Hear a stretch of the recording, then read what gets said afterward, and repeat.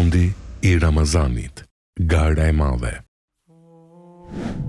Ndërsa muaji i Ramazanit i afrohet fundit të tij, zemrat e besimtarëve mbushen me një ndjenjë të veçantë. Nga njëra anë, ekziston gëzimi për adhurimet e bëra gjatë këtij muaji të bekuar, por nga ana tjetër, ekziston edhe një ndjenjë mallëngjimi, sepse Ramazani po largohet. Ky muaj i madh ka qenë një kohë faljeje, mëshire dhe afrimi me Allahun. Por në ditët e fundit të tij, besimtari e kupton se kjo është koha e fundit për të përfituar nga begatitë e tij. Për këtë arsye, 10 ditët dhe netët e fundit të Ramazanit janë si një garë e madhe shpirtërore. Një garë në të cilën besimtarët përpiqen të shtojnë adhurimin, të përmirësojnë veprat e tyre dhe të kërkojnë sa më shumë falje nga Allahu.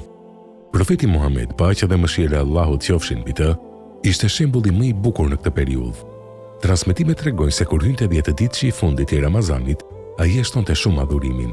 Ai e zgjonte familjen e tij për namaz natë dhe i kushtohej lutjeve dhe përkujtimit të Allahut me një përkushtim edhe më të madh. Kjo sepse këto ditë nuk janë si ditët e tjera të Ramazanit. Ato janë momentet e fundit të këtij muaji të madh.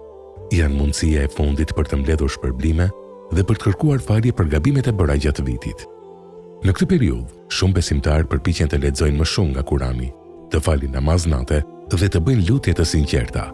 Ata kërkojnë nga Allahu falje, mëshirë dhe pranimin e agjerimit të tyre.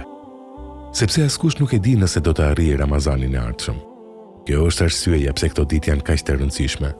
Ato janë si momentet e fundit të një gare, kur njeriu jep maksimumin e tij për të arritur rezultatin më të mirë. Besimtarët gjithashtu përpiqen të shtojnë sadakan dhe bamirësi në këto ditë. Ndihma ndaj të varfërve dhe njerëzve në nevojë është një nga veprat më të dashura tek Allahu, sidomos në këtë muaj të bekuar. Në fundin e Ramazanit, muslimanët përgatiten edhe për një adhurim tjetër të rëndësishëm, zekatin e fitrit.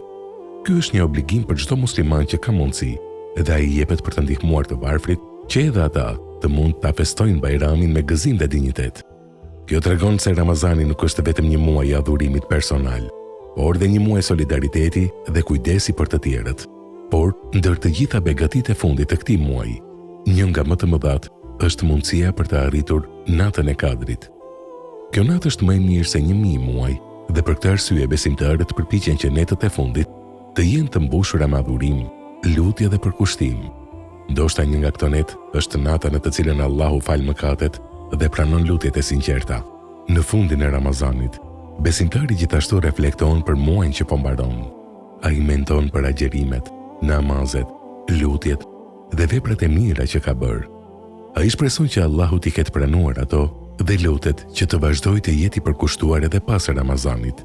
Sepse qëllimi i Ramazanit nuk është vetëm një muaj adhurimi, por ndryshimi i zemrës dhe përmirësimi i jetës së besimtarit gjatë gjithë vitit. Dhe kështu, ndërsa Ramazani afrohet fundit të tij, besimtari përpiqet të mos e humbas asnjë moment nga këto ditë të çmuara. Ai e di se çdo lutje, çdo vepër e mirë dhe çdo moment adhurimi mund të jetë shkaku i faljes dhe mëshirës së Allahut, sepse ndonjëherë një natë vetëm e sinqertë në fundin e Ramazanit mund të jetë më e vlefshme se shumë vite adhurimi.